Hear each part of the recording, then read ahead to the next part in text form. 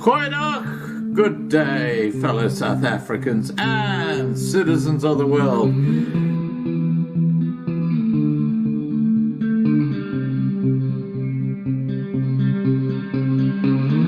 I've been looking around for salvation.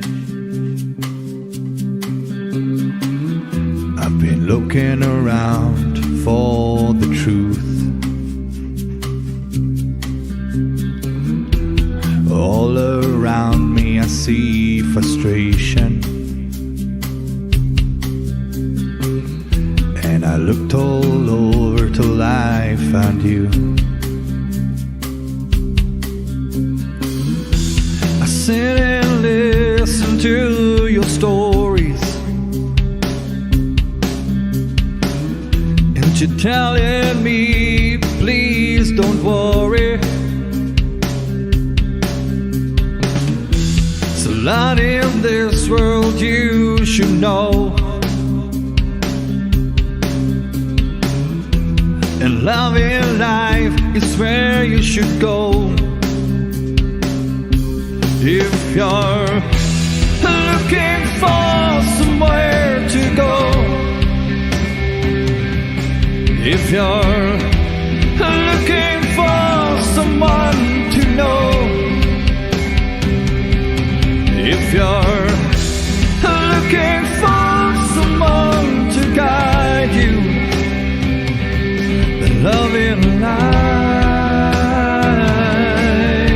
will guide you.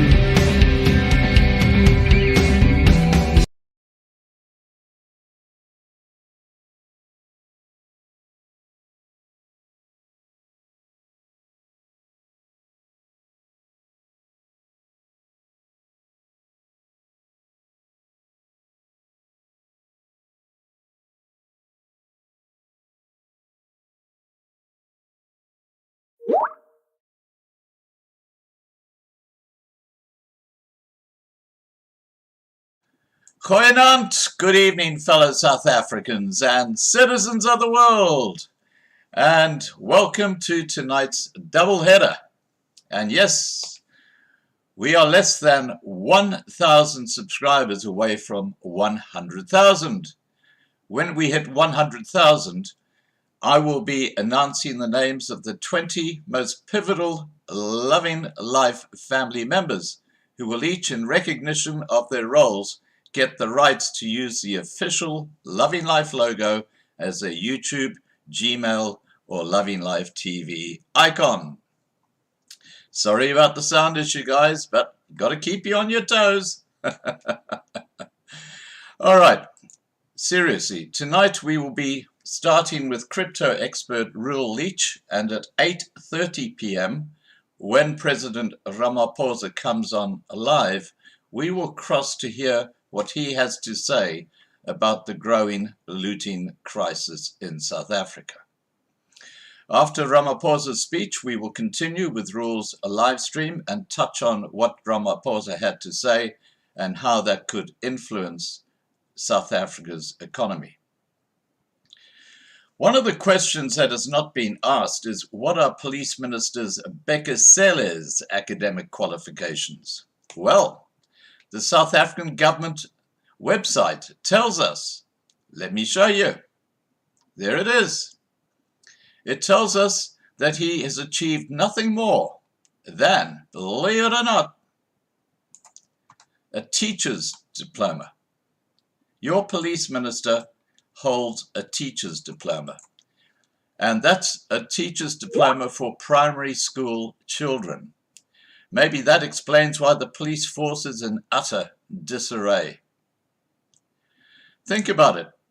A man who is qualified to teach primary school kids running the police service in South Africa. What a disgrace.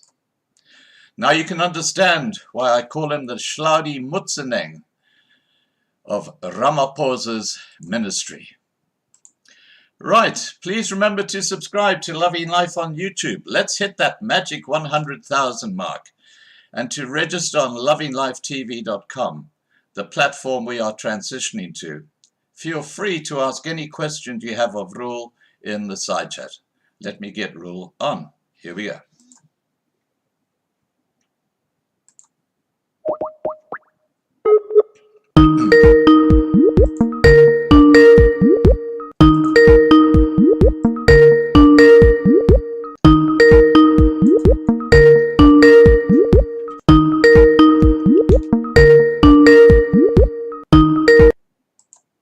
Hi, Reuel.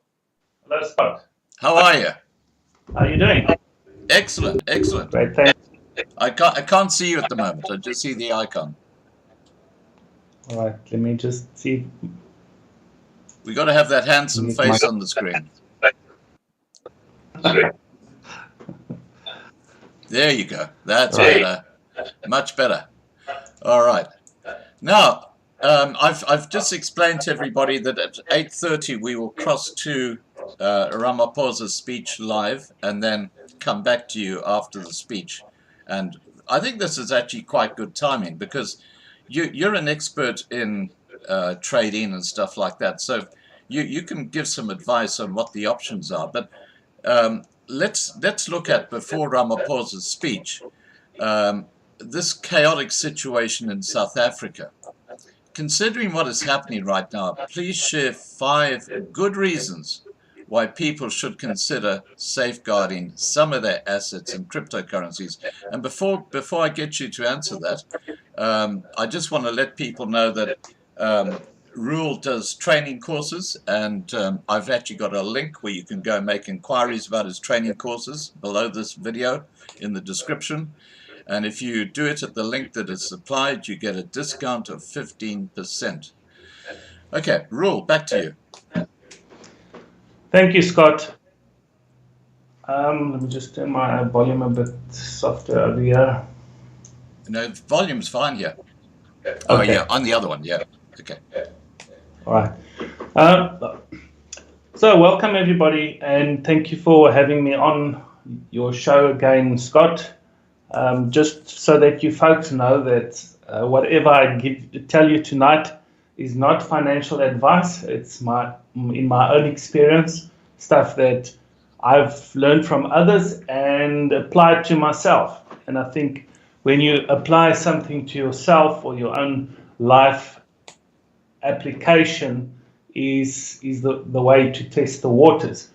So what we've seen right now in South Africa is pretty much a little taste of what we had during lockdown, when lockdown started in March last year.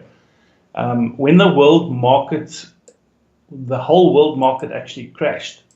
And we saw a temporary crash. We saw a little taste of what would happen in all the markets. In fact, it knocked gold, silver, Bitcoin, every single market suffered except for oil, but oil had its crash only a little later on. So when we talk about cryptocurrencies and their relevance in this time, we mustn't forget that Bitcoin is just the source code, the mothership. It's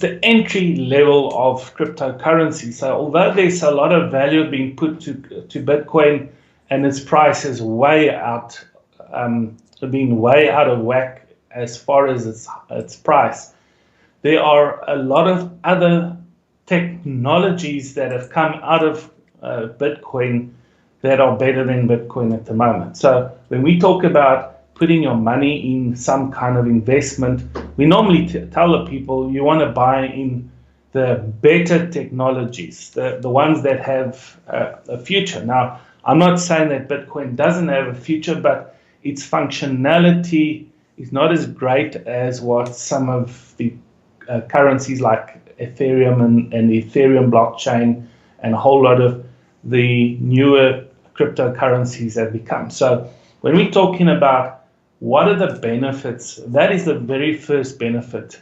The first benefit being that the technology of the blockchain is where people will be investing in the future. Let me give you an example of one of them. I'm going to mention two. The first one is a lot of you using Google Chrome as your browser. It's a very invasive kind of technology. In other words, every time you're talking about something, then an advert pops up on your screen using the same words. It's like listening in on you all the time. And Google and YouTube are the same company, and they are run by the same people, and their shares are over the $2,000 on the stock market. Then we have the guys called Brave, the Brave browser. And inside Brave browser, we have a new technology called DuckDuckGo, which is also a browser, but it's a privacy browser. So you cannot, it's almost like you don't need even antivirus when you're using this. It keeps you totally anonymous on the internet. And anytime you're watching YouTube, you don't want to see all the videos. So if you're using Brave browser and DuckDuckGo, you don't actually need all of these adverts blockers, because it blocks those adverts from playing. Now, the value of the BitTube and the Brave browser's BAT token is way down at the moment. It's just a few rands. In other words, this is the emerging technology of what we call Web 3.0. So whenever yes, Scott? Reuel, can I just interrupt for a second? I think it's important that we explain to people that these little cryptocurrencies, these altcoins, have their own, a lot of them have their own blockchains, and those blockchains can be linked to a particular industry. But maybe we can talk about that after Ramaphosa's speech. What I'd really like to concentrate on now is give us a few reasons as to why people should look at crypto at this time when there's chaos in South Africa as a form of securing some of their assets. Let's talk specifically about that before Ramaphosa's speech. All right. So when we talk about the current developing technology and how it's going to help us when the stock market crashes, most likely the end of this year, then what we want to understand is that the first major reason is that your privacy is a very important thing. So when we start investing in cryptocurrency, you don't want everything that you do online. You don't want everyone to know. There are people out there and hackers out there that watch you all the time. So what we want to do is we want to make people aware that cryptocurrencies have a huge future. We've had so many guys just jump on board, and we've given them a very simple program, which we'll announce later tonight, where we trade what we call stable coin trading pairs, where you can buy straight into US dollar, tether as we call it, USDT online. And we've seen how that with the absolute violence that broke out in South Africa, the currency, South African rand, fell by almost 5%. And our traders made that 5% in value on that rise. And then, of course, it's now dropped another 2 or 3% since it's calmed down. So investing in cryptocurrency, the second reason is that there are no brokers or brokerages. So you don't need to have a middleman to ask permission to deposit your money or withdraw your money. You are in total control. I've heard of guys that go into the markets, and every time they want to withdraw or make a decision, then they first got to speak to a broker, and the broker has to advise them, no, keep your money there, keep your money there. Even if you want to withdraw it, then they want to take 10 or 15% of your fees. So we don't have that with cryptocurrency trading. You can get in and get out when you want. So that's another good reason. And people can put in virtually any amount of money to start trading with. And what's nice about this is people, in the cryptocurrency trading world, we can buy into real gold and real silver. So there's another good reason. When the stock market crashes, you might be paying for gold and silver on the exchange, but you can withdraw it also physically. You can go and put in an application to withdraw it, and you can go and pick it up at the coin shop in a time of crisis. So that's another nice thing. And what we've seen last year, when the 2020 March, when all of the prices fell, silver fell to $11.60, $11.80, and then it took 3 months to go up almost 3 times its value. It went like 270% in 3 months. We were all buying at the bottom in the dip. So that's the nice thing about having, you want to buy and you don't know where to buy. You want to go to a dealer, but the dealer is going to charge you heavy fees. Whereas when you go in on the exchange, you buy your silver and gold at the market price. And it's on a crypto exchange. You can sell it at any high rate, or try and buy it lower even, and then sell it to rands or go and withdraw it. So there's another very good reason why we use the local crypto exchange. Another reason is speculative. A lot of our traders are making an average of the aim average at 1 or 2% per day when they trade, or 1 or 2% per trade, and that's pretty you're in control of your funds. And what we like to do is we have a backing structure to our traders. They join our signals groups. They're part of the team. We can talk about what to trade, what not to trade, and you're never really in the dark. Another very good reason for trading on the cryptocurrency traders, especially the local guys, the local ones, as we might talk about it a bit later, is that we do not do leverage trading. We do normal spot trading. And when a lot of people that do trading, they want to trade leverage trading, which is high risk, where spot trading is if you buy something for $100 and you make 5%, the price rises 5% and you sell it, you take $105. If the price drops 5% and you want to sell it, it's $95 that you put in your pocket. So it's not where leverage trading, if it drops 5%, you could possibly wipe out your whole portfolio. Right. So that is a few good reasons. Right. No, I think the reason that would excite me as a South African is that I can get the rands in my bank account, put them into a cryptocurrency as a transitional option. And if I've got family and friends, let's say living in Australia or the UK or the USA, I can actually send them literally instantaneously that money through the cryptocurrency to their crypto wallet, and they can withdraw that money and put it into a bank account for me in another country. Now, I'm saying that because I'm in Australia. So, this is something I know you have to be careful about saying for certain reasons, but I think that's something that would excite me personally about the use of crypto to just keep your assets safe, if I can put it that way.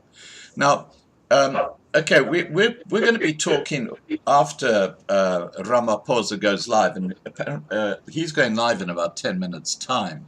So that gives us 10 minutes just to discuss the current situation in South Africa, because we'll go into the crypto side after Ramaphosa's speech. But tell me how this looting and disruption has impacted you, Reuel. I know you're in one of the safer areas, but how has it disrupted? How has it affected you personally? Well, it affects everybody because it creates a whole negative expectation of who's next. My wife and I went to visit some smaller towns recently in the Western Cape, Montague, Carlitsdorp, and we went all the way to Oudtshoorn. And while we were away, there was trouble at home. We had all of a sudden bangs near our place, and there was police, and we didn't know what's going on. And everybody was on high alert, and then we got the news that there's huge squatter camps that are going up in the area, and they went and broke the squatter camps down that day. So that night they went out to protest. And then what we realized is that what we've been warning people for a long time is the instability that the world is unstable at the moment, and it's been unstable since the virus came. And we have to, these are just, to me and all of my friends, I said, this is just a little wake-up call for all of us to realize that we need to be prepared.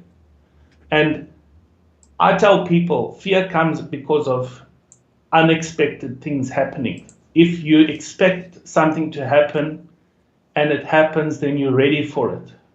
You still worry, you still fear, but you don't have that absolute fear of unexpected.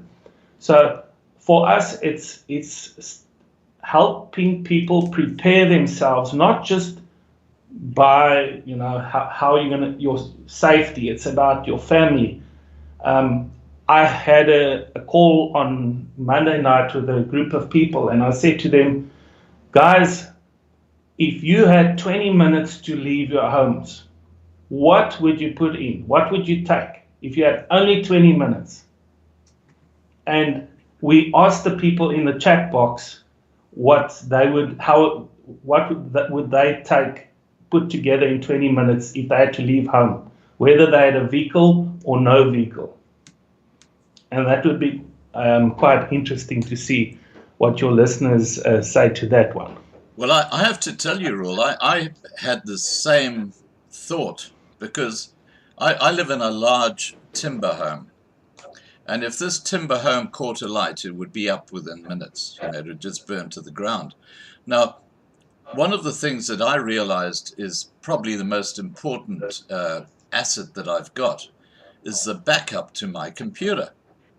And what I've done is I've actually got like a little basket that I can literally pick up and run out the house with, which has got those key things that I really need. Because if my computer burnt up with all the other backups, I would be completely lost.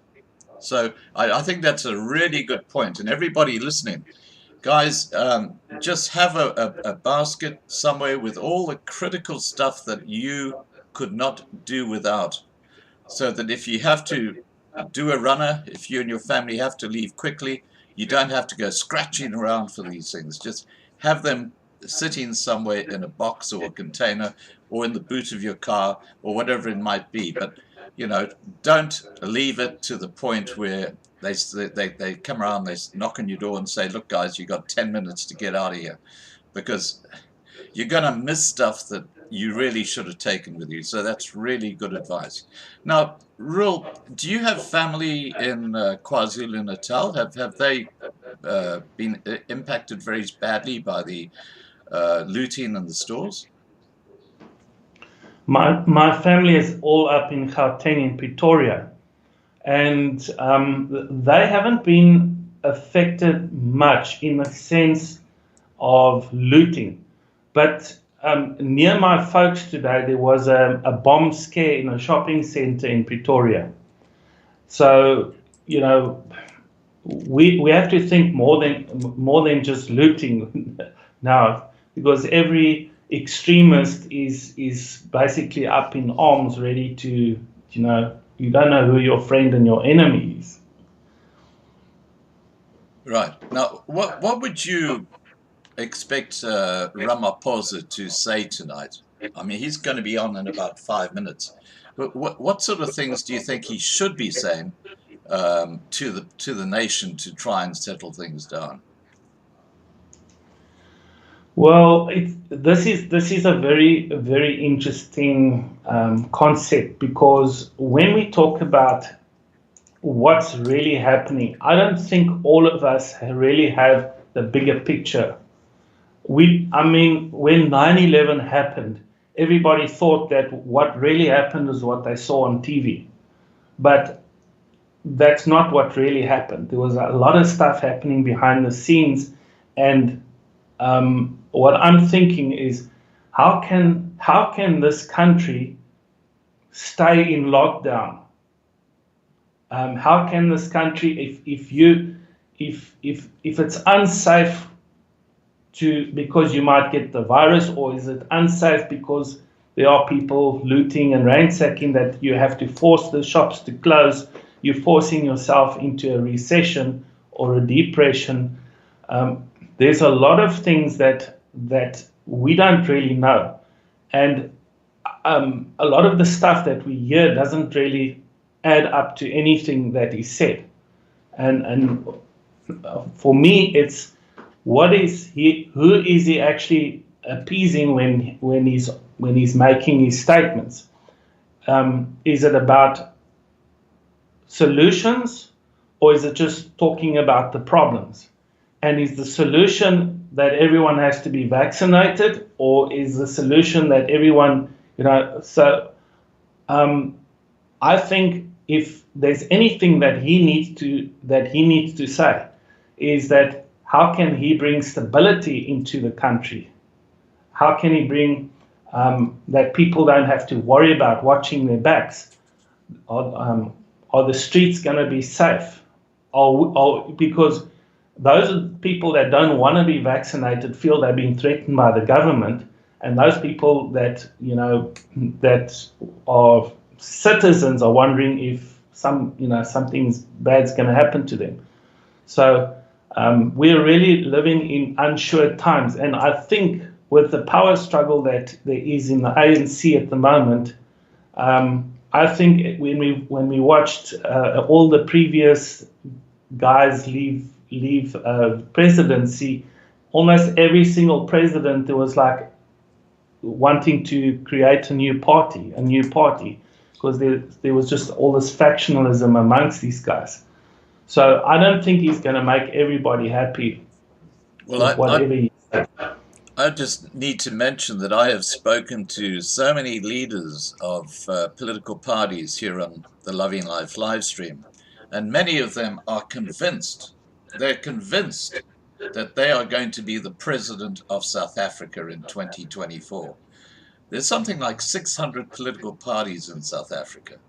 I remember Shladi Mutseneng. Remember the last elections where he said, "I am going to be your president," and he said, "Fresh air!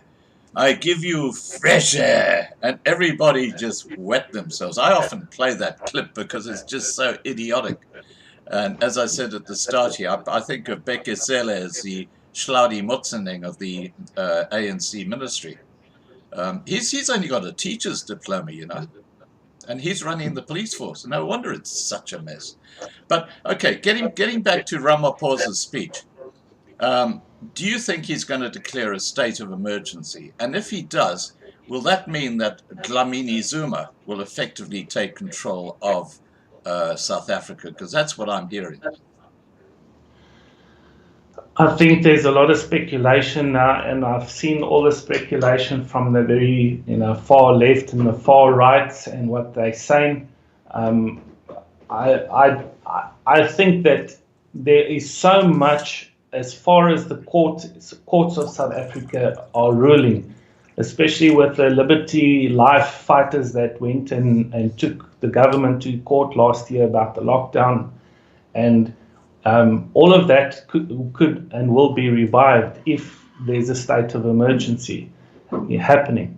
I think they got a lot. They think they had a problem with the virus, but I think there's a lot more problems internally, because what I'm seeing here is the people are hungry, and the people are in poverty because of all these lockdowns, and people have been laid off, and they're not helping those people that have been laid off, and that is causing more and more. I wouldn't liquidate any money to buy goods now. As far as expensive, I wouldn't buy expensive cars and stuff now. I would be finding ways Prep. to prep and secure my money, Yeah. because the rand has hit the most bottom part of its graph at the moment, and this is the journey to 80 rand for the dollar in the next 2 or so years. So I'm thinking that don't put your trust in the South African rand at the moment. Right. Now, Reuel, I'm just letting you know that it's just on 8:30 now, so we might cross any second to Ramaphosa live. We're just waiting for that to happen. So if I interrupt you, just be aware that that's why. No problem. Okay, so with this potential state of emergency, what it does is it changes everything, doesn't it? I mean, it gives the government a huge amount of power, doesn't it? Yes, it does. It does. But a state of emergency, just like a stock market crash, is different for Africa than what it is for America. So some of the things don't apply to Africa that apply to America. So let's take an example. For instance, a state of emergency happened in Zimbabwe, and the army took over, and Mugabe was taken out. And the most ruthless man in the army rules Zimbabwe today. And so, if there is any trouble in the country, it's going to be amongst tribal factions more than anything else. And yeah. Well, I listened to a very interesting translation of one of the senior Zulu leaders' statements to the media just yesterday, where he was comparing how things were in the pre-1994 days to how they are now. And he made the point that back then, all his sons didn't have to have an education because there were always so many jobs coming out the woodwork, and they might have been manual types of jobs, but they earned an income, they were doing very well, they had their lifestyle, they had a lot of freedoms. And you're saying today there's no work and people are absolutely they're living from day to day. They've got no stability, and he was putting the blame fairly and squarely on the heads of the ANC government. And there's no question that this is what's going on. Scott, I think one of the biggest things is that so many of these top officials have been. I mean, that even the head of the police. There's a deal that over R1 billion deal that he's responsible for. That went undercover, one of those, and he's under investigation at the moment. Now, if you think of all the money that's coming into South Africa on a yearly basis, and how this money gets, I mean, we're going to talk maybe a little bit about Bitcoin later and why they don't want to move the money out the country. But these guys are moving millions and billions of dollars into their own coffers out of the country.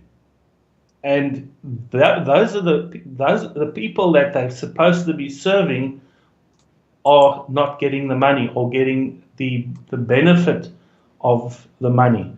So everyone is just, like the Afrikaans say, hulle skep net, and they're just taking for themselves. Yeah. Well, look, that's very self-evident, and it's going to be very interesting if Jacob Zuma does start spilling the beans about what actually went on with CR17, because apparently there are a few little nasty bits for Ramaphosa in that fund that got him in at the presidency that are starting to come out now. Have you heard about that? Yes, I do know that. Look, a lot of people say negative things about Zuma, but he is one very intelligent man when it comes to reasoning about stuff. I watch him carefully when he sits and he talks. I don't know if he was a lawyer, but he could have been a very good lawyer, the way he answers questions. And anybody that questions him has to know their story. He has so much information. The fact that he didn't spill the beans, that he didn't come out with all the truth, because he could have become a state witness. And this stuff goes right back to World Health Organization and so it's just a matter of time, and then we're going to hear something. Just for those who've joined us, I see a large number of people have joined us in the last few minutes. I guess they're wanting to hear the speech. We're just waiting on Ramaphosa to come live, and once he comes live, we will cross directly to him. So that's where we're at right now. But in the meantime, we're just talking about what's happening in South Africa. Now, I think one of the most startling images I saw of this looting was that huge warehouse where they were actually flying over it in a helicopter, and the whole N2 road was shut down by people or looters who had parked their cars literally on the N2 so that they could actually take their ill-gained goods and put them in their cars. And they literally shut down the N2. The aerial footage showed thousands of looters scrambling all over the place. Not one policeman to be seen. What does that say to people who think, well, everything for free, I can just go and take what I want? Well, let's rewind a little bit on pre-events. National intelligence should know about these things in advance. There's enough information filtered through the channels so that this could have been prevented in most cases. The fact when you're initiating, when you're causing getting poorer people to do your filthy work for you, those poorer people would be other sides that they would accept money for information also. So there was either lack of intelligence, which I doubt, or they allowed this to happen. And that's a very scary thought, because I think the latter is what happened. I think I think this was planned. I think the Zuma faction within the ANC is very strong, and I have no doubt that they're the instigators of what we've seen in the last week. And yet, just like with corruption, no one has been here. We're going live. I'll speak up, recontact you after the live stream. Okay. Right, Scott.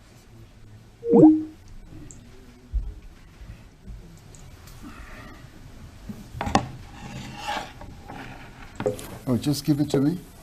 Just give it to me. I need to use it to support. All right.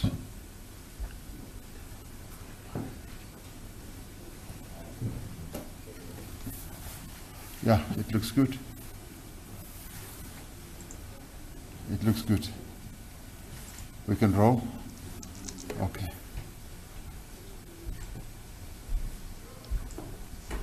Okay, guys, you can see we're just waiting for Ramaphosa to make up his mind whether he's going to run or whether he's going to speak to the nation.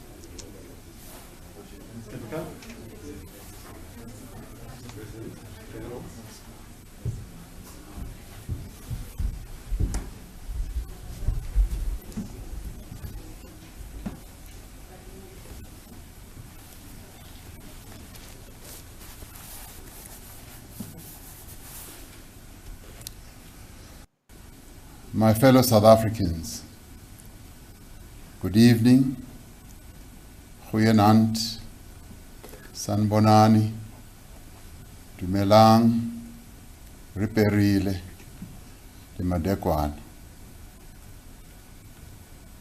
Earlier today, I visited the areas of Kwamashu, Springfield, Mobeni, and Umlazi in KwaZulu-Natal. These areas have been sites of unprecedented violence and destruction over the past few days. The streets and buildings I saw bear the scars of looting and mayhem. But what is most devastating is the toll that these events of violence have taken on people's lives, on their livelihoods and sense of security. The human toll will take much longer to repair. It is clear now that the events of the past week were nothing less than a deliberate, a coordinated, and a well-planned attack on our democracy. The constitutional order of our country is under threat. The current instability and ongoing incitement to violence constitutes a direct contravention of the Constitution of our country and the rule of law. These actions are intended to cripple the economy of our country, to cause social instability, and severely weaken or even dislodge the democratic state. Using the pretext of a political grievance, those behind these acts have sought to provoke a popular insurrection amongst our people. They have sought to exploit the social and economic conditions under which many South Africans live, conditions of poverty, of inequality and unemployment that have worsened since the onset of coronavirus pandemic, and to provoke ordinary citizens and criminal networks to engage in opportunistic acts of wanton looting. The ensuing chaos is used as a smokescreen to carry out economic sabotage through targeted attacks on trucks, on factories, on warehouses, and other infrastructure necessary for the functioning of our economy and the provision of services to our people. Through social media, through fake news and misinformation, they have sought to inflame racial tensions and violence. Worst of all, these instigators have sought to manipulate the poor and vulnerable for their own benefit. Yet, despite the widespread destruction, this attempted insurrection has failed.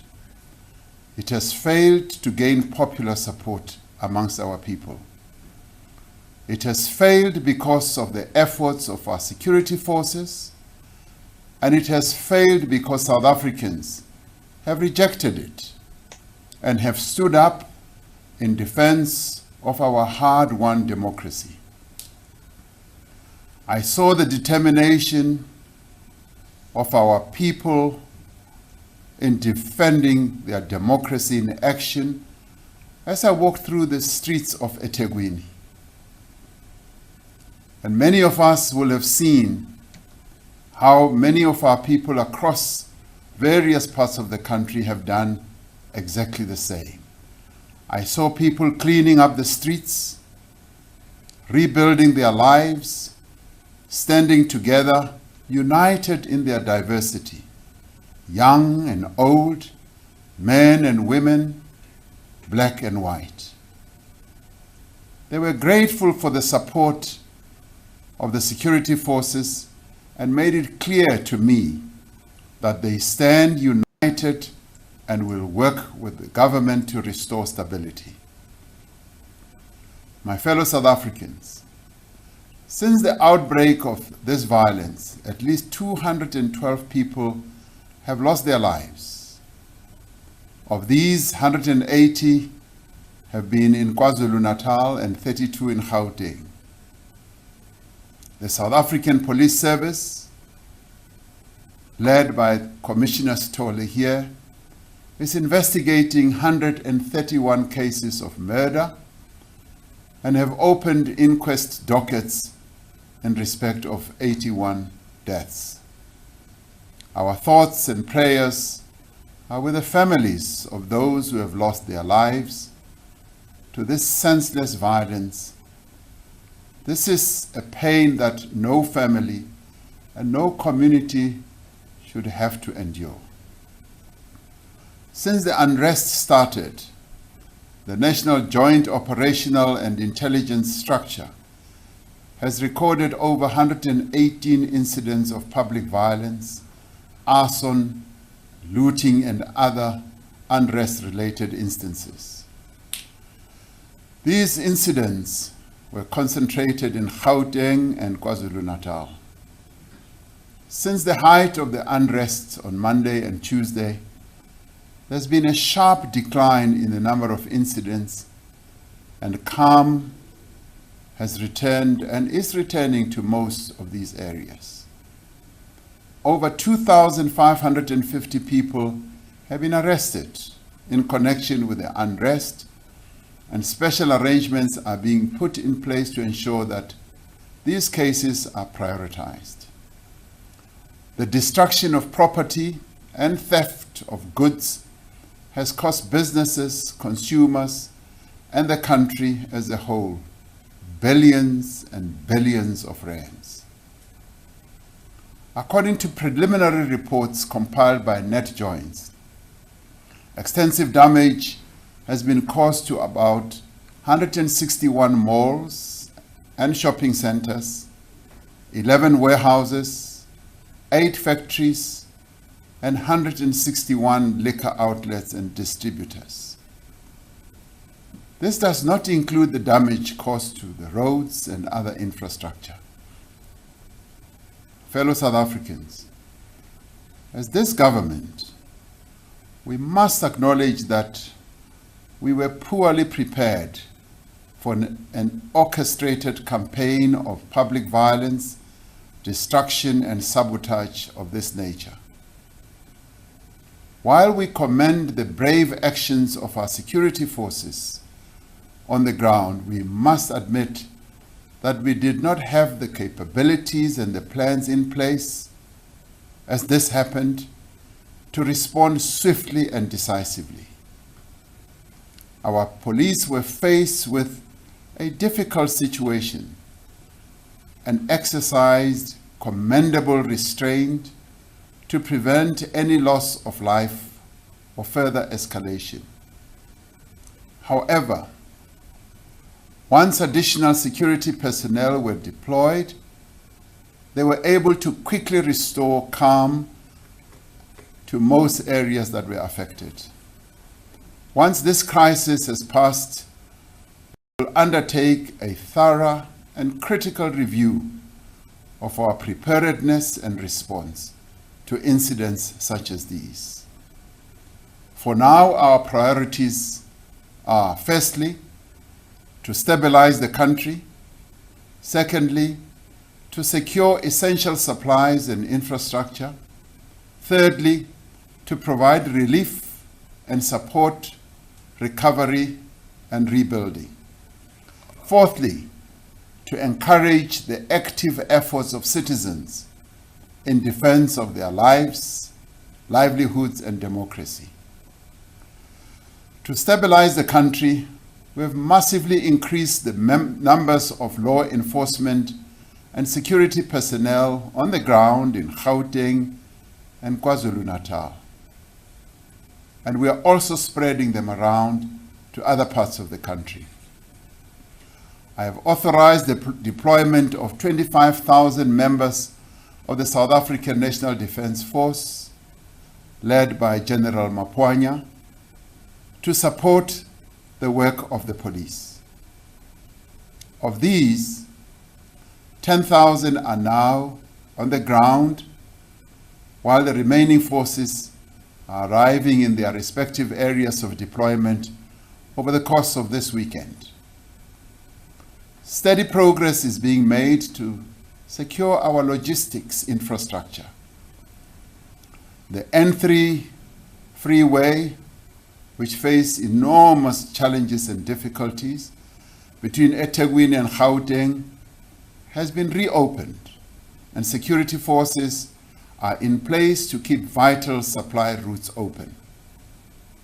The security forces are working with business to ensure the safe transport of fuel, food, oxygen, pharmaceuticals, chemicals, and other critical supplies. Operations at the ports of Durban and Richards Bay are being restored to enable the resumption of exports and imports. Regulations have been issued in terms of the Competition Act to enable firms involved in the supply of essential goods to share information about the availability and demand for certain goods. This is to help prevent shortages of essential goods and promote the equitable distribution of scarce essential goods across the country. These measures will ensure that supply chains remain intact. I want to emphasize that there is no shortage of food or supplies in most parts of the country, and there is therefore no need to go on panic buying, because doing so will only worsen the situation.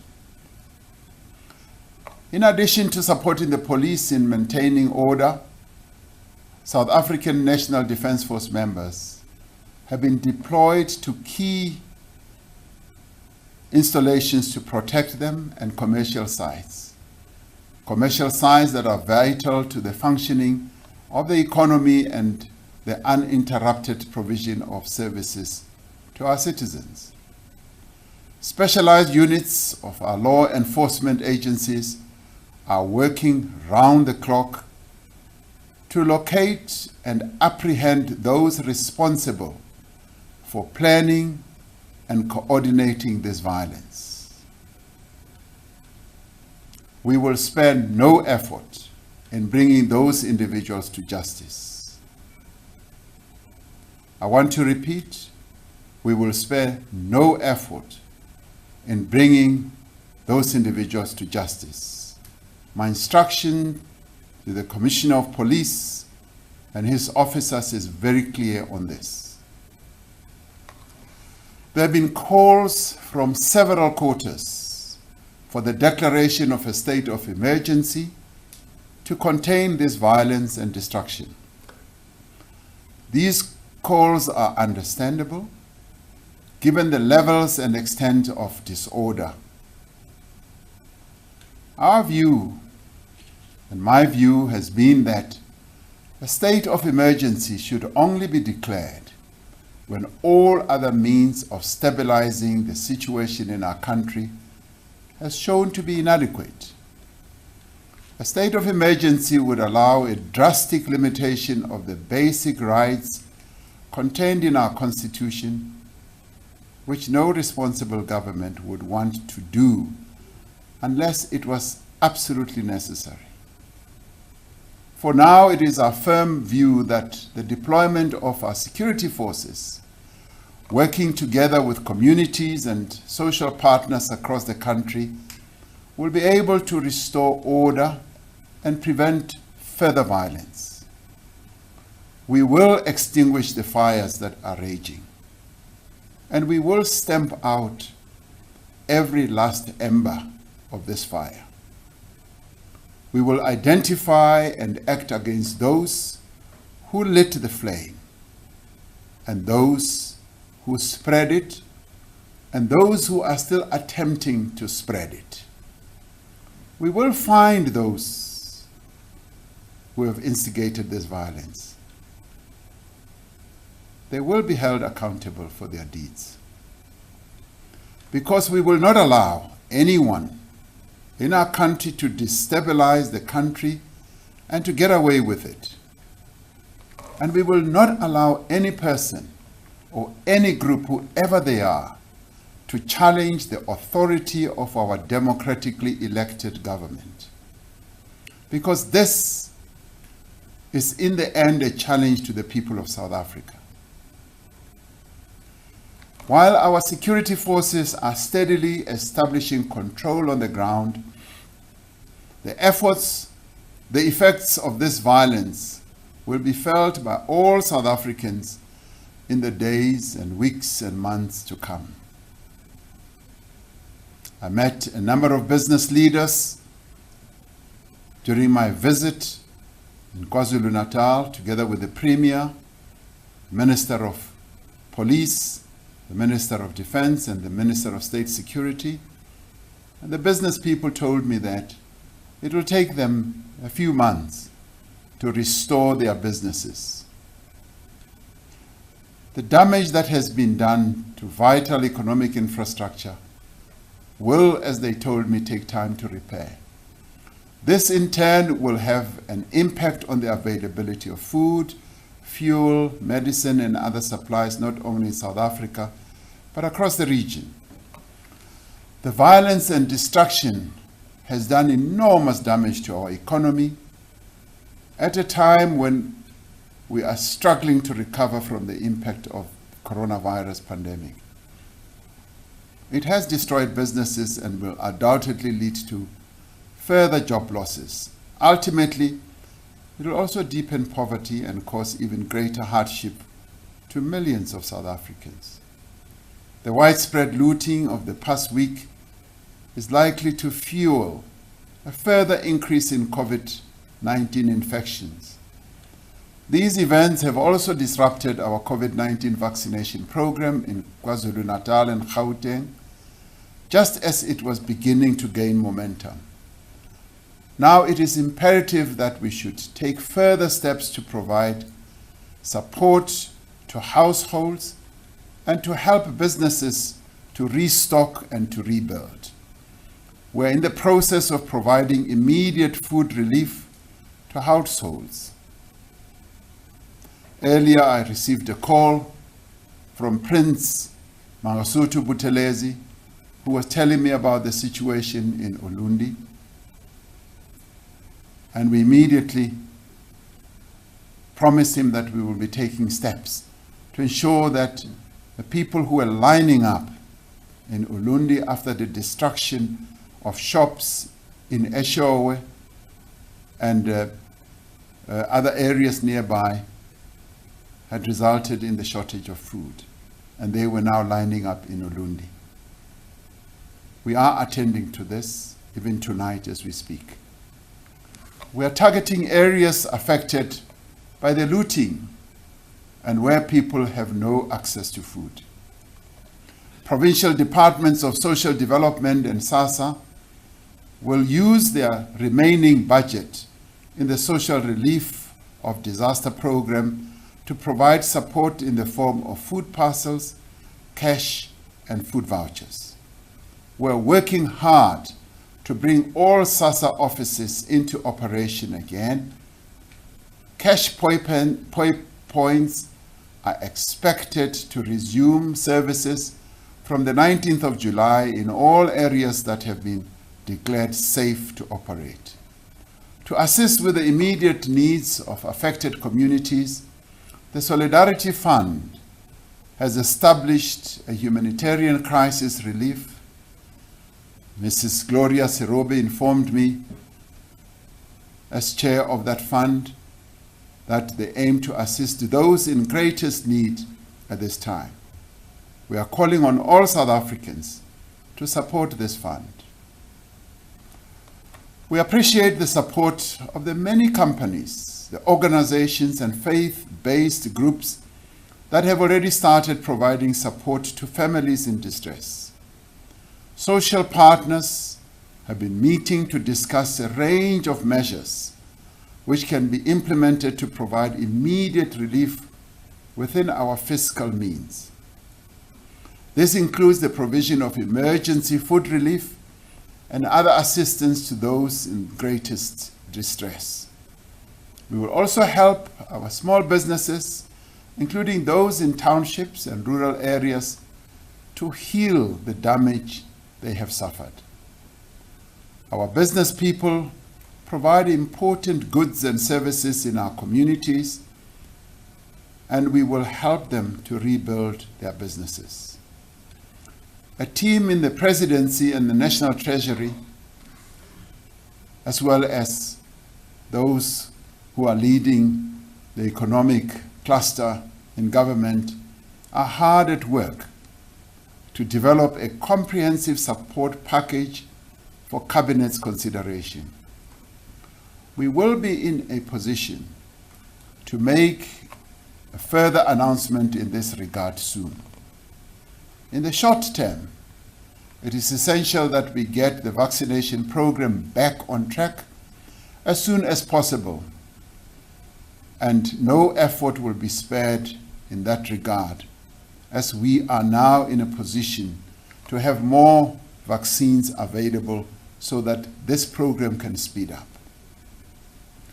My fellow South Africans, while calm has returned to most of Gauteng and KwaZulu-Natal, the threat to our country and to our democracy remains present and real.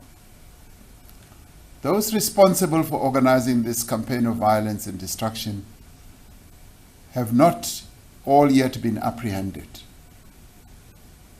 and their networks have not yet been dismantled. But we know who they are, and the police are on their tracks, and they've already identified them. We must therefore remain vigilant and resist any efforts to incite further violence. We welcome the unwavering support from religious, traditional, political, party, labor, and business leaders, many of whom I met during the course of this week. We applaud those individuals, organizations, and communities that have taken the initiative through peaceful means to restore calm and protect lives and property and infrastructure. We thank all those people who have remained at their posts under difficult and dangerous conditions, providing services to our people and our nation, the law enforcement personnel, health workers, social workers, security personnel, municipal employees, and many other frontline public servants. We also thank the journalists of our country who have been reporting on these events and bringing the news to South Africans as they've been unfolding, helping to ensure that South Africans are informed and empowered. And I've watched many of them getting into very dangerous situations so that we may all be informed. We call on communities across the country to work with the police through community policing forums. We have found that these policing forums work extremely well, particularly at a time like this. And many of them have been functioning to good effect. No person should take the law into their own hands. We must guard against vigilantism and anything that could inflame tensions, racial or otherwise, further. We call on all South Africans to encourage calm and restraint, to desist from sharing false information, and to report any incidents of violence to the police immediately. Any incidents or people who seek to loot or to disturb the peace. By doing these basic things, we can all work together to protect our country. This coming Sunday, South Africans will join people across the world in celebrating Nelson Mandela Day. As we reaffirm our commitment to our democracy and remembering the father of our nation, Nelson Mandela, let us use Mandela Day to provide food to the most vulnerable in our society, to clean up our streets, and to start the task of rebuilding. My wish is that this cleaning up campaign that has been sparked off by cleaning up the mess of this violent week can become a continuous process in our country where we all work together to clean up our country so that we can emulate other countries, even on our continent, that have clean streets, where people work together on set days of the month, of the week, to clean up their neighborhoods, to clean up their country. This is a moment that I would want us to use to begin this culture of cleaning up the areas where we live. While security forces are essential to restoring order and stability, this assault on our democracy will ultimately fail because the people of South Africa will not allow it.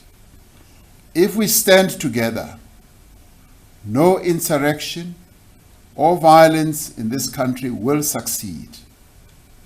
We are engaged in a struggle to defend our democracy, to defend our constitution, to defend our livelihoods and our safety.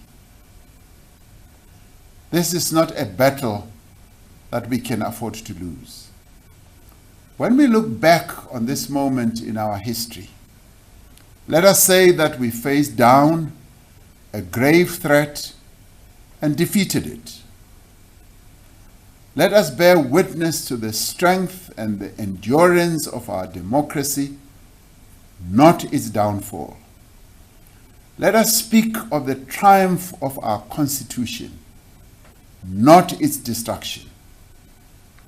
We will never allow this great project of humanity that is so lauded and praised all over the world, our South African democracy, to fail. Lastly, I wish to pass condolences to some South Africans who have passed away in the recent past few days. Inkosi Mahlangu, the chairperson of the National House of Traditional Leaders, passed away. Tsepo Chola, one of our most outstanding artists. Dr. Ben Ngubane, former KwaZulu-Natal Premier. Aubrey Mokoena, who was the head of the Release Mandela campaign and a former MP, passed away. Kehla Mthembu, a leading businessman and a friend. Dr. Sam Gulube, the former Secretary of Defense, just recently retired. Jeff Makubu, Mayor of Johannesburg. Dr. Vengard Mkhosana, the former Director General of Labour. Michael Zuma, the younger brother of former President Jacob Zuma. We pass our condolences to their families, and may they all rest in peace. May God bless South Africa and continue to protect her people. I thank you.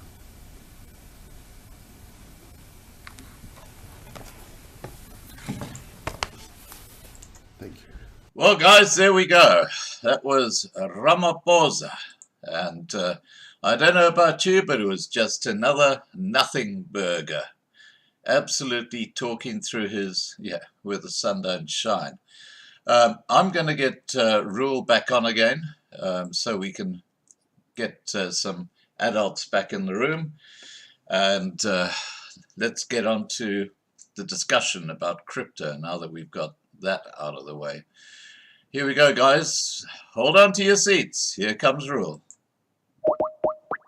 Started off as a protest for one man. former President Jacob Zuma. Today it has engulfed the entire country. Business Hi, owners how are you going? Let complaining me of just sort financial out ruin. this little- Families are hiding in their Is homes, that you scared or of being me? targeted. As always, some communities are facing the Turning brunt my of volume it. down so Like it's the not Indian too diaspora, loud. they fear the I've got riots hang are on a slowly second, I've got revealing a a noise racial that's divide in coming South here. Africa. Is the country that defeated apartheid All right. forgetting its Okay, roots? just let me just Why see are if I can Indians sort being this out. targeted for South Africa's failures? Our next report Gotta explores. love it when it just takes over like this. These are post-apocalyptic scenes in South Sorry Africa. guys, I'm just working this out. Roads overrun with military vehicles, Okay. malls and stores Not that pillaged. set. Well, we got a lot of sound effects happening, haven't we? And the must be dreaded this one sound of here. rubber bullets ringing through the air. Okay, let me have a look here. How did this young democracy I'm gonna descend shut this into one down. chaos? Thanks to the malicious defiance of this man, South Africa's former President Jacob Oh, Zuma. yeah, there it is. I got it. Okay. He's often called the Teflon leader, blessed with the Okay. uncanny skill of That should kill escaping blame. Zuma is neck deep in corruption, but in South Africa, he's still a hero, a champion of the poor. Sorry about this, and when Reuel. champions get jailed, It just took off by expect itself. a pushback. I had no part in it. The truth is, if they were to release Zuma, I think we would be free. As No things worries, stand, Scott. we are going to Okay, keep here we protesting. go. There we go. We got rid of it. We got rid of everything. But we're still online. That's the main thing. Now, Reuel, let me just... I'm not going to restore pages at this stage. I'm not going to have that happening again. Okay. While I'm just fixing this up, I'm going to ask you a question just to get our story going. Where do we stand with crypto in South Africa? All right. I'm going to just share my screen with you. There we go. Just recently, there was a little news article that we read Yeah. that there was a crackdown in South Africa and a regulation that came from the Reserve Bank that said you may now not move money from South Africa or Bitcoin cryptocurrency from South Africa to another country. Right. And this was brought about by the Reserve Bank, and it's on the Reserve Bank's website. There's a lot of fog in the air because we don't really understand what the Reserve Bank's lawmaking policy is, because they're a private institution versus SARS or the FSCA, all those guys that are a government institution. So the private institution isn't owned by the South African, it's not a South African government institution. And how do they make laws on something that's not related to in their domain anyway? Well, we had one of the shareholders who's got 10% of the South African Reserve Bank on a live stream, and he lives in Germany. So how can he dictate our regulations from Germany? Yeah, so there's a whole lot of stuff that obviously has come about, and it's actually very exciting because Richard D'Souza of Altcoin Trader went and he started questioning this, and they've gone into negotiation with the government and Reserve Bank. I'm not sure if they're all sitting together around the table to try and establish, what the ruling is. Because even though they've created a rule, they cannot control the rule. In other words, if somebody wants to send their funds to another country from one wallet to another, is it really? It can't be that transparent. If you're sending funds from Valor to Australia, nobody will know about it except the exchange themselves. So there's Luno has closed the ability for you to send funds to a different wallet overseas. In fact, Luno, even when you send funds from Luno to Altcoin Trader, they say this is a highly suspicious. They actually make you feel guilty about sending funds from one local exchange to another, and this is before any regulation came. So that's why I'm just like, I don't even touch these exchanges because they just too controlling. Can I just give you my opinion of Luno? I actually, the first wallet I had was a Luno wallet. And not only was it highly limited in the actual cryptos that you could actually buy and trade, but I found it highly inefficient, because when I wanted to exchange, say, one old coin to another old coin, it sometimes took hours for it to happen, and sometimes it never happened. And you were stuck. The whole thing was just it was chaos. I got right out of Luno and got onto a much better platform, and I think your good platform in South Africa is Altcoin Trader. Yes.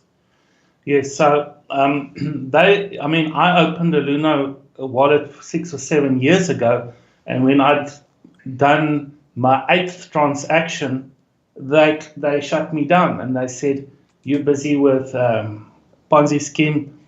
We shutting you down. You need to withdraw what's left of your funds." And what was the basis of that allegation? Well, that's why I would like to ask them, how do they know that? If they put everybody under suspicion, then how it's like that you're operating almost like you're controlling people's funds, and you got into crypto to control your own funds. Yeah. And so I think, and I meet hundreds of people every month that tell me, "I've got this wallet with this exchange and they are charging me these heavy fees." Yeah. For me to withdraw, to sell my crypto, they're paying like 3,000 to 5,000 rand for every 100,000 that they're withdrawing. It's ridiculous. So they're obviously uneducated. Most people go in uneducated. I was reading while the president was speaking in the chat box, somebody losing their life savings on a Bitcoin scheme. Now they're blaming Bitcoin. So if you lose 100,000 rand and you say, "I'm not going to use rands again," rand must be a Ponzi scheme. Now, Reuel, I think this would be a very good time to just talk briefly about the training programs you offer, because for people who are thinking about getting into Bitcoin, but they think it's all a bit complicated, a bit hard, you have an excellent beginner's course which is completely free that people can participate in. And if people who are listening want to do that, the best thing to do is to look at the link below this video, which takes you to your website, and they can make inquiries about doing that free course. Do you want to tell people about that before we continue? All right, so this course that you're referring to is a course that my wife, Nelda, gives, which is basically an entry-level understanding what the crypto currency is about and why it was created, etc.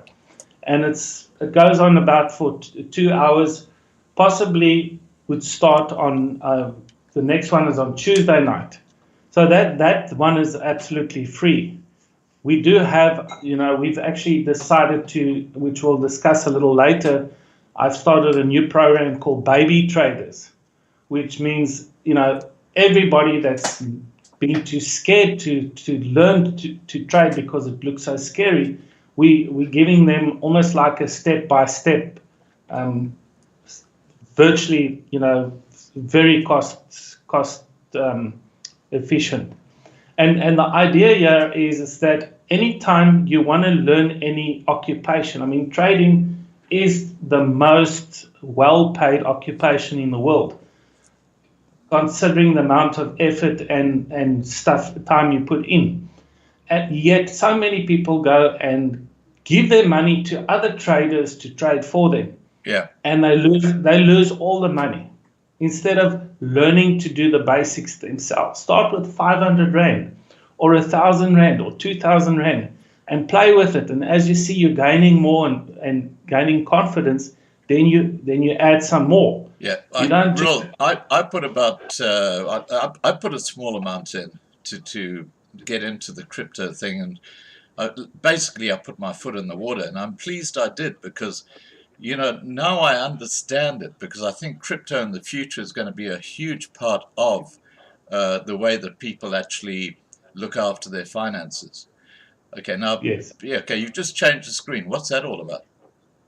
This is Richard D'Souza of Altcoin Trader that actually responded on his own video. He does a lot of videos on his own video about the unfairness of the regulation. He says because a lot of people's livelihoods are depending on trading, and their livelihoods are taken away because they can't transfer funds overseas.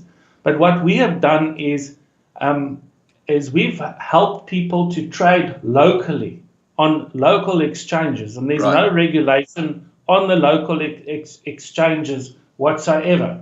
So you can sit and make money on a local exchange and withdraw it at any time, add more funds any time as you wish. Right. But the problem with regulation is it could be going overboard. A lot of the stuff that we are busy talking about is all of this regulation actually helping the economy, or is it making it worse? Now, why was the regulation brought in, Reuel? Well, one of the big reasons is, there's multiple reasons. They were talking about exchange control, which means some people would be, especially now these rich officials of South Africa, moving money across borders and finding a way through cryptocurrency. For tax purposes also, when you think that people are making millions of dollars overseas and then maybe not bringing it back into South Africa, they're leaving it overseas. That's what they're scared of. They're scared that people aren't paying taxes on their money, and they're moving more than $1 million that they're allowed to take out of the country. Well, I have to say that I can understand why people are doing that when you look at how the ANC is looting South Africa and destroying the currency. But anyway, please carry on. Yeah. So there's obviously more sides to the story. I mean, we can think of there's at least 10 crypto-friendly countries in the world, and they are very prosperous countries because people are bringing their money there, bringing their crypto there, and there's free trade. So I think because South Africa, the taxpayer burden is on a very small percentage of the population. They're trying to milk the taxpayer as much as possible to fund the rest that aren't paying tax.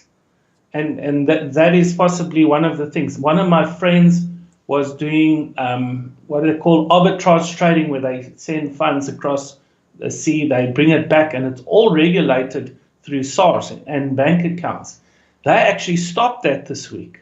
So SARS is actually cutting their own noses off to spite their faces at the moment because they're losing more and more funds.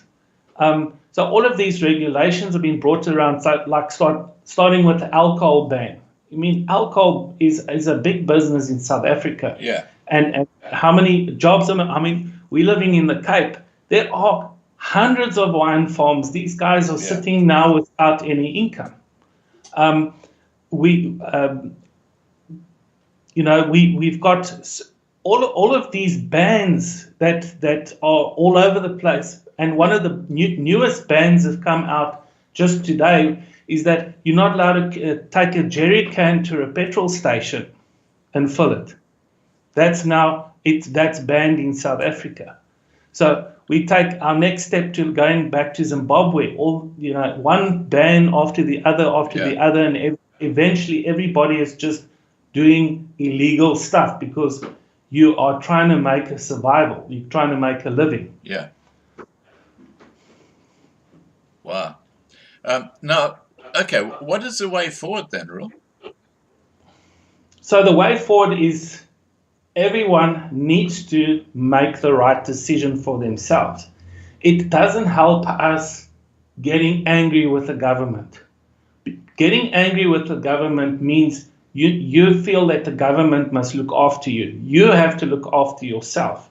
Your pension, most people's pensions aren't enough to even survive their pension. That's why 30% of all people that go into pension die within the first 6 months. It's documented by insurance companies, and because they can see that there's not going to be enough funds, and they start worrying. Yeah. There is a huge opportunity for everybody. I mean, I watched some of the comments in the chat box, and I was thinking, I wonder if these people have solutions for themselves for these problems that are coming. We've just had a wake-up call the last few days to what could be happening in South Africa should the stock market crash, should imports and exports drop. When people are desperate, then they loot. Yeah. And they won't just go to shopping centers, they will go to people's houses. And what people, I mean, who knows? People are dying from the jab already. I mean, there's just lots of stuff happening that means that the world economy. So think of what funds you've got and put some of it into US dollar, Tether. I'm not telling people to buy Bitcoin at this stage. Bitcoin is recovering from a huge drop that it had. There are better technologies than Bitcoin, but we use the cryptocurrency exchanges to trade. Okay, I'll just explain to people exactly what you're talking about there, Reuel, because I'm a very, very basic crypto guy, so I can actually put it into layman's language. What Reuel is saying here, guys, is that let's say you've got 50,000 Rand sitting in a bank account. You're worried about the Rand losing its value because of the chaos that's going on. What you can do with cryptocurrency is you can put it into a coin called Tether. Now, Tether is linked directly to the US dollar. What that means is that let's say you take that 50,000 Rand and throw it into Tether, the cryptocurrency, which is based on the US dollar. So it never changes its value. It sits at $1 US. Now, let's say the South African Rand collapses by 20%, and then it starts stabilizing. You can then take that money out of Tether, put it back into Rands, and instead of getting back 50,000 Rand, you'll probably get closer to 60 or 70,000 Rand because that Tether coin sits at $1 US. So it's like buying US dollars, but you're not. You're just actually investing in that particular coin and securing the value of your money based on the US dollar price at the time you first entered that crypto market. Now, Reuel, can you just say whether I've got that clearly right, or is there something you'd like to add to what I said? Yeah, that is just the very, very basic, easy to understand for most people. Because when people think of cryptocurrencies, their heads go all fuzzy, and they trying to see the right and the wrong in it, but they don't see the opportunities in it. Yeah. So what we're saying is you're guaranteeing the value of your currency in US dollars through that particular coin. It doesn't fluctuate at all. You don't make money out of it. You don't lose money out of it. But let's say the Rand collapses by whatever percent. Once it stabilizes, you can pull it out of that US dollar, and whatever it's collapsed by will become profit because you'll actually get that back. And of course, with inflation that's going to happen in South Africa, you'll be able to offset that inflation by having invested in the meantime in that US dollar linked crypto coin. That's right. Okay. That's absolutely right. Okay.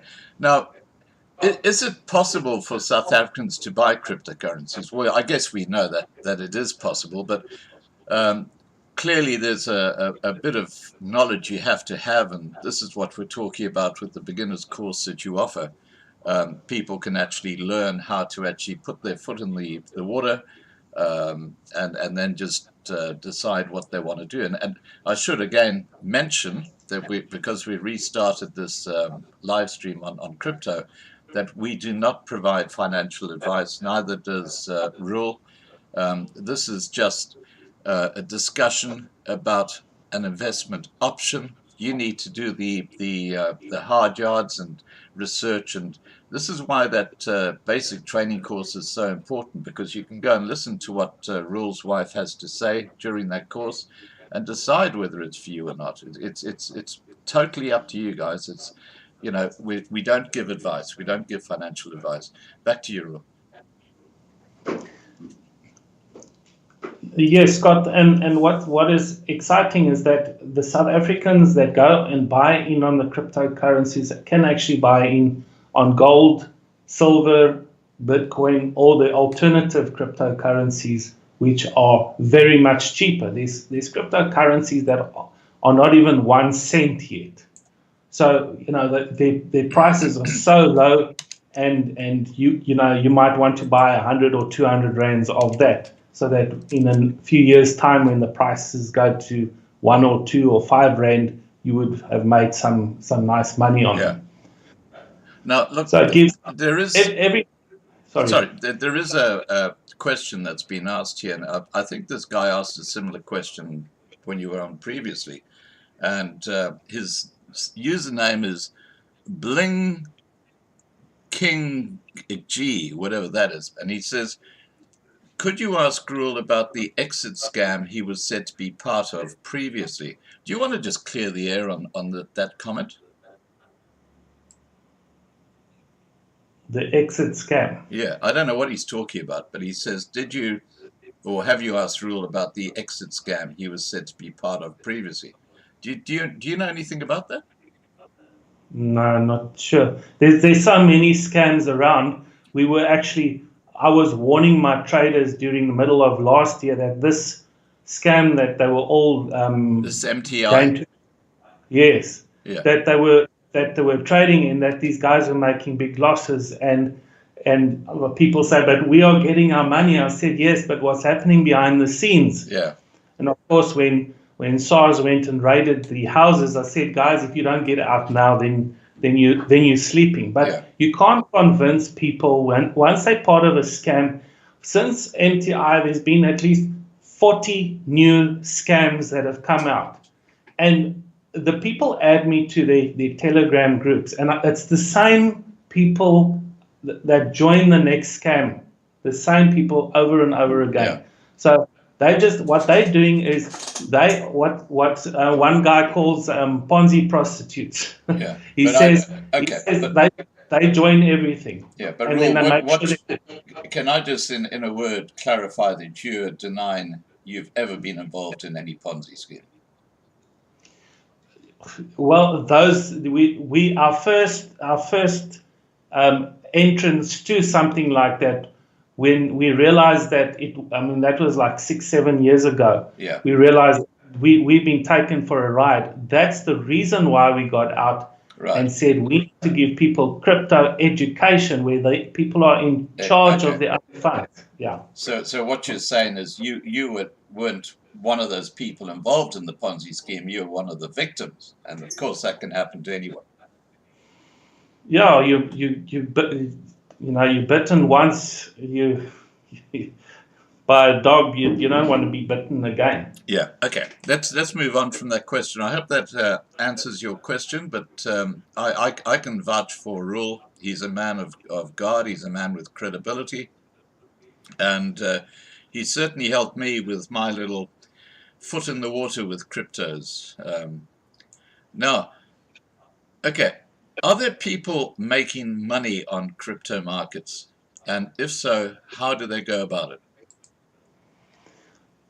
Well, we have quite a few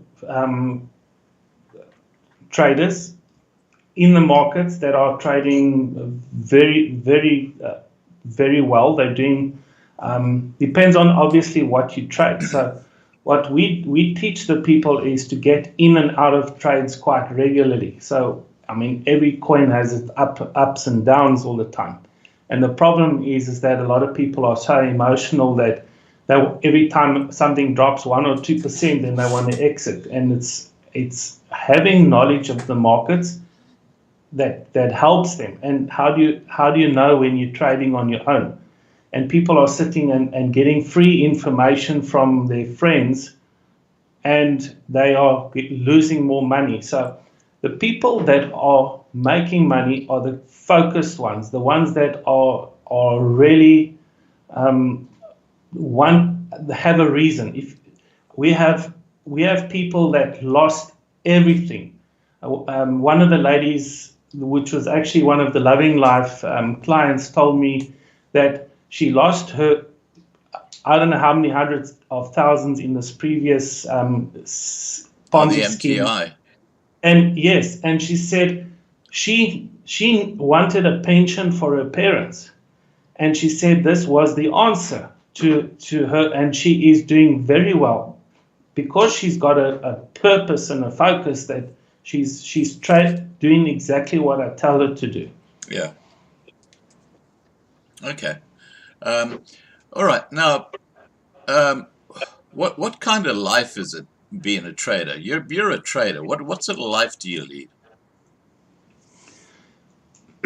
All right. So this is always one of the most interesting questions that people ask, because there are different kinds of traders, ranging from the guy who checks his trades every 20 minutes to the guy that doesn't spend more than 20 minutes a month trading, which generally he considers himself a trader, more an investor than a trader. So traders that are doing well, generally we call them either scalp traders, somebody that spends a half an hour in the morning and half an hour at night. He's got a job, so he doesn't have time to sit in front of the screen all the time.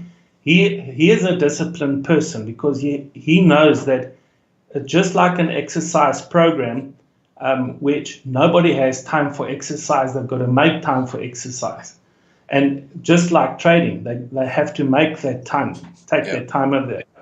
And what these guys do is one of the first things after they've woken up and done their meditation and whatever they do, they go and sit in front of the screen, and they know exactly what to do. And they spend a lot of time writing or putting information on their Excel spreadsheets to see how their trades were. So unlike your normal stock market or your Forex trader who closes, generally we like the guys to close their trades at the end of the day, but in our markets, they never stop. They go 24 hours, weekends, leap years, there's no stop to the trading. But we have a typical trader would start the day with having their ritual, maybe doing some exercise, and then having a good breakfast. I always tell the guys, have a good breakfast, because you need the energy for the day, not for your sleep. You need to be alert. Yes, you need to be alert. Don't have too much coffee. Have a half a coffee after you've had two glasses of water. So we have groups of people which we actually start at 5 o'clock in the morning, and we start sending out messages, and then by 7:30, we give it the first signals out. So I just want to explain to people what those signals are, Reuel, because that's a term people probably aren't familiar with. Signals are where if you're in the training area or involved with Reuel's program, you get alerts when a particular cryptocurrency is about to make a move, and it basically, that's a good time to buy, because it might be low, but all the signs are it's going to go up.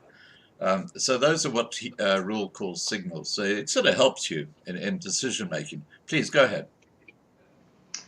All right. So what generally the traders, we do is because we watch the cycles, the months and the cycles and the moon phases, we generally know that there are turning points on, like last Friday, Friday afternoon.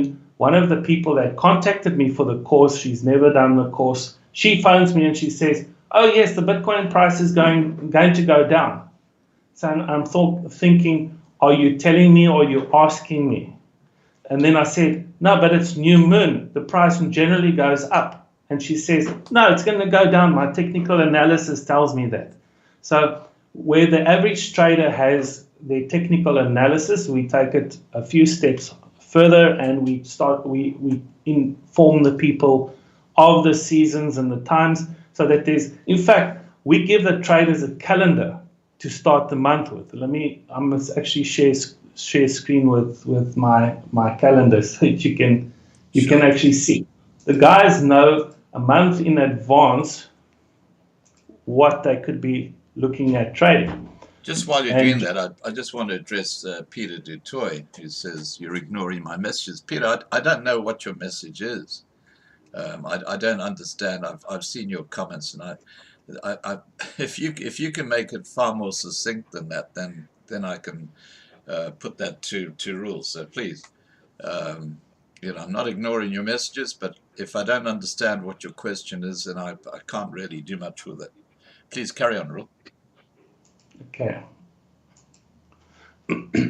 So, for instance, what we've done is we give the guys a calendar for the month, and we incorporate a whole lot of factors that we've put into algorithms that we've run into the markets over the last few years.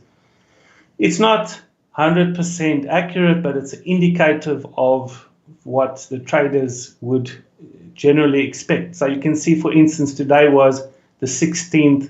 The Chinese call it Destruction Day, and of course, 16th, we saw nice drops in the market. So there's no surprises for the traders when they look at the calendar. So that's the kind of thing that the trader, you've got this already in your diary.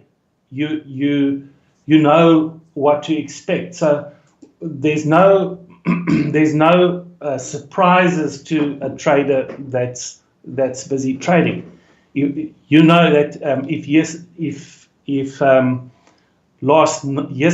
the 15th, was a high day and you were nervous about the price falling the next day, then you sell it on the high and you buy it in the low again. Yeah. So that's the secret of trading. We like ups and downs because every time the price goes down, you just accumulate more coins. Right. Now, what's the difference with normal spot trading and leverage trading? Can you sort of spell that out for us? All right. So leverage trading and spot trading is just normal day-to-day trading, where if you had to open a supermarket or a wholesaler, that is what we call spot trading. You buy your product at 10 Rand, you sell it at 15 Rand, and that's a spot trade. So you make 50% profit. Where leverage trading came about actually quite a few years ago, and it's just because the traders want to make more money. So but basically, it's more risky.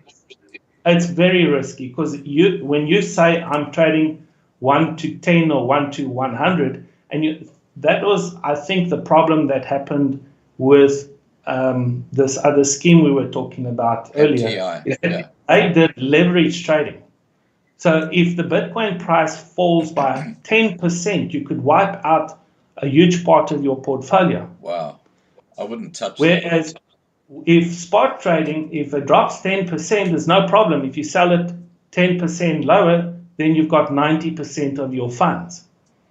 So we keep the traders with spot trading only, so that they can, gently get themselves involved in the trading.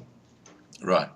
And I just want to just make a point here, Rule. And the reason we have you on our live streams is because you are an expert in cryptocurrencies. You've been doing it for years. And it's very important for people to, I believe, and this is what I do with the Loving Life community. If I see something is going to become a big part of their lives in the future, it's important that if they feel the interest in doing so, that they have a basic understanding of how that system works, because it's like with the looting, where what's happened in the last week. If you hadn't prepared, if you haven't been prepped, and I was talking about prepping for years on the Loving Life channel, most of my family had prepped. I'm talking about the Loving Life family, as a result of the advice we were giving. Now, all we're doing is putting this option open to people that if the Rand, for example, and there's every chance this will happen, goes the same way as the Zim dollar, you can protect your asset. And this is the most important point that we're making here, is you can protect your asset by linking to the US dollar, which is a lot safer than the Rand. Sorry, Reuel, please continue. Yeah, that's pretty much what it's about. What we want people to do is we want people to dip their feet in the water, just to get themselves familiar with A what basic it's about. understanding. Yes, because you've been given your life savings to companies, and I'm not going to mention their names, for years, and those guys have traders like us, and those guys trade on your behalf, and they give you peanuts in your retirement. And if anything happens to South Africa like it happened to Zimbabwe, because we've got now very good, clear signals of that possibly happening, then whatever your pension is could be a disaster. I'm not saying it will be, but it was for my friends in Zimbabwe, sitting and seeing people that we as pastors had to look after, people that were in Zimbabwe. Fortunately, our South African friends and American friends were supporting us so that we could support them. Yeah. That people go into survival mode. One moment you're sitting around and driving your 4x4 bakkie and pushing everyone off the road, and you've got your cell phone on your ear and your credit card swiping, and you're driving over everyone, and the next moment you have nothing. Yeah. I just had one of my friends now. He said he had to scale down with his house. People are having to rethink their wealth, because South Africans have lived a very good life. We've had plenty of food, we've had plenty of everything, and now we are angry because we can't have those comforts like we had them. Right. Now, okay. Now we've talked about spot trading and leverage trading. As I said, I wouldn't go near leverage trading because I'm a very amateurish cryptocurrency trader. I literally haven't touched the cryptos that I've got sitting there for several weeks. I'm just waiting to see what happens. Now, clearly you can enter this at whatever level you want to go. What is the latest course that you have that can help an entry-level trader, Reuel? So this is just, I had this brainwave, and I don't know why it took so long to arrive, but I went to my wife and I said, you know what, I've realized that what the people are struggling with. And people are struggling with such basic stuff because people want to buy what everyone else is buying. One of my traders, he trades everything on Altcoin Trader. I've only told him to buy two different trading pairs, and he's bought everything, and he's wondering why he's not making money. So I started a new course called, let me show you the picture. It's called Baby Traders. Right. I one of the Loving Life people draw up this little baby cute. with a computer for me. It's quite cute. And I said, we need to take somebody that is scared of doing this, because we all do everything in our lives to avoid pain. And unfortunately, no pain, no gain. If you don't do something, you won't achieve something. So this course I'm starting on this coming Monday, and it's 1,300 minus the guy's discount. You guys get 15%, and it's a two night course. And after the 2 nights, we will actually do a practical with you. It's so easy that when you do it, you'll actually laugh at how easy this is. Right. So I've taken the most basic way of trading, where you'll be increasing your rands and your US dollars on a regular basis. Right. Okay. Well, that's fantastic. All right. Well, look, guys, I just want to say that I've only entered this Bitcoin stuff after listening to Reuel, and I personally have done very well out of it, and it's thanks to Reuel's advice.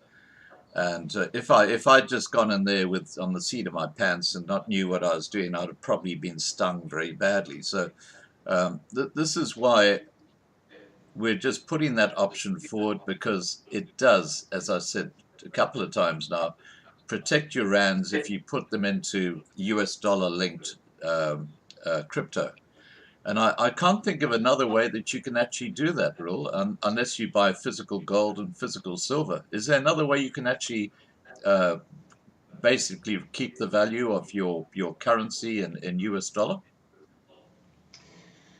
The problem is, if you had to go and buy US dollars now, you would have to show a passport with a ticket to go overseas, unless you did it via one of your friends. And then the problem is that if you did go overseas and you came back, I once went and exchanged my dollars back to rands after 3 months later, and they penalized me with such a big fine. I should have just kept the money. So there's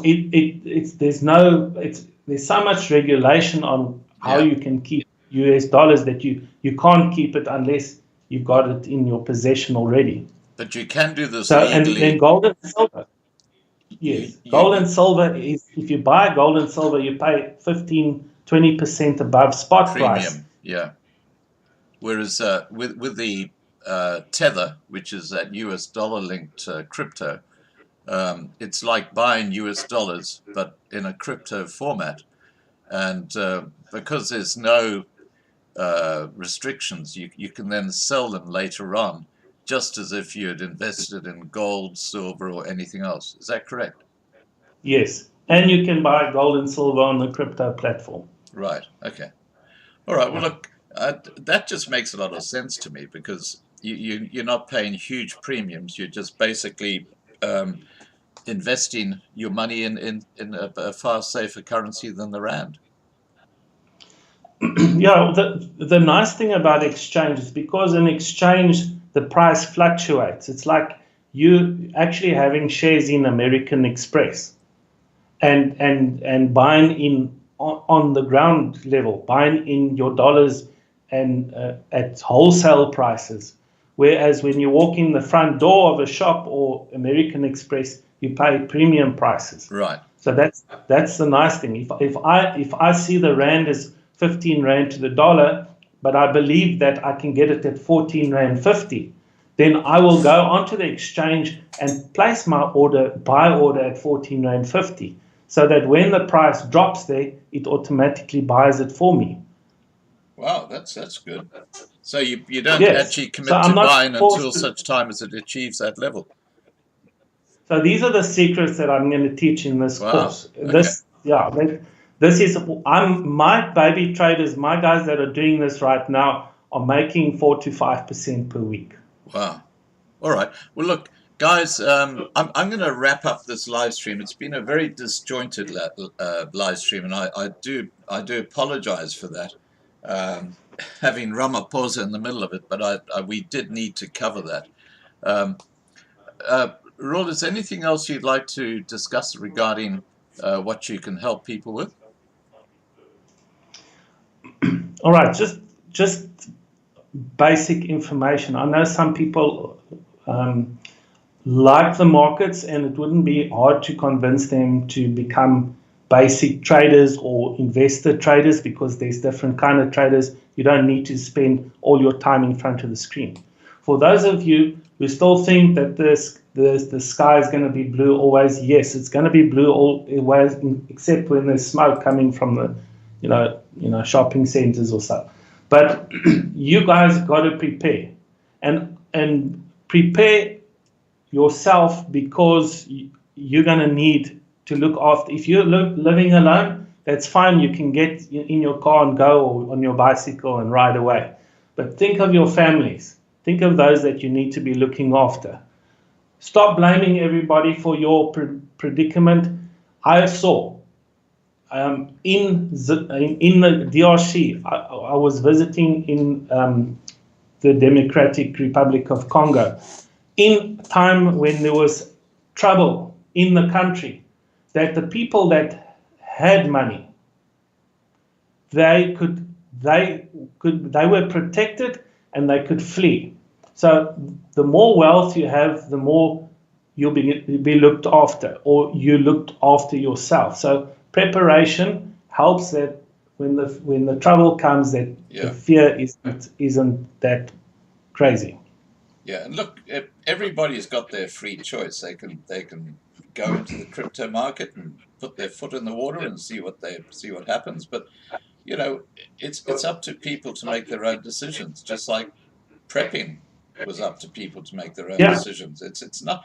We're just putting this forward because I just think it's sensible. It's logical that you have that plan B, especially if the rand's going to collapse. But anyway, look, that's my point of view. Okay, Bling King G has said, okay, the scheme's name was Kippy. Now, do you know anything about called Kippy, Reuel? Yeah, Kippy was about 7 years ago. What happened?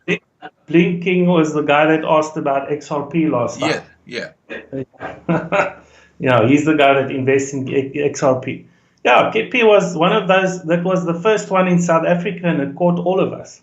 So you were a victim of Kippy? Yes. Yeah, okay. That's why we started education, because we didn't. Okay.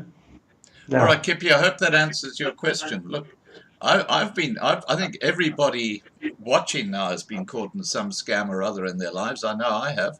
I have to tell you that the worst loss I have suffered in my life was when I was buying a very expensive gold numismatic coin on eBay, and it sold for about $2,500, and I came second. I think I was $2,400 US, and all of a sudden I got an email from a guy who claimed to be the seller, and he said, look, the fellow who actually won has not fronted up with the money, so I'm offering the coin to you now. So stupidly, I was so excited that I would get this coin, I stupidly went to one of these post office places where you send your money to somebody, and that was the end of it. I lost that to nearly $2,500 US. We've all been scammed. I mean, it's just part of life, and we learn from being scammed, and that's the point that Reuel's making.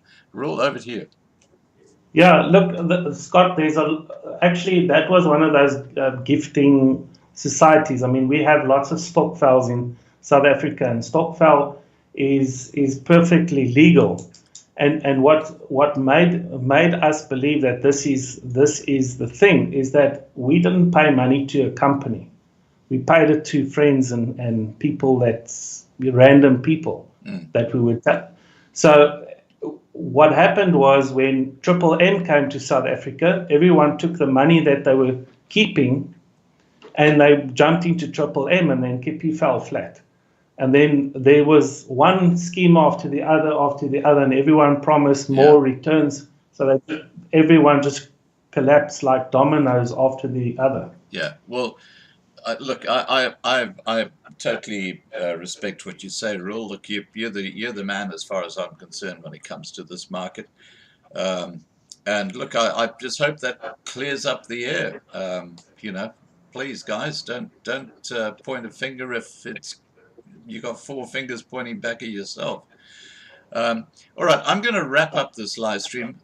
Thanks, Reuel, so much for joining us tonight. And I just want to reiterate, if you want to put your foot in the water or even just find out about what Bitcoin is or cryptocurrencies are about, Reuel's wife is giving those free courses. They're free. They're free. All you got to do is go to the link down below this video in the description, click on there, express your interest, and you can find out all about cryptocurrencies, how to do it, what to do. Just get an understanding, and that can't be a bad thing, believe me. All right, guys, I'm going to leave it at that. Reuel, thank you so much for joining us tonight.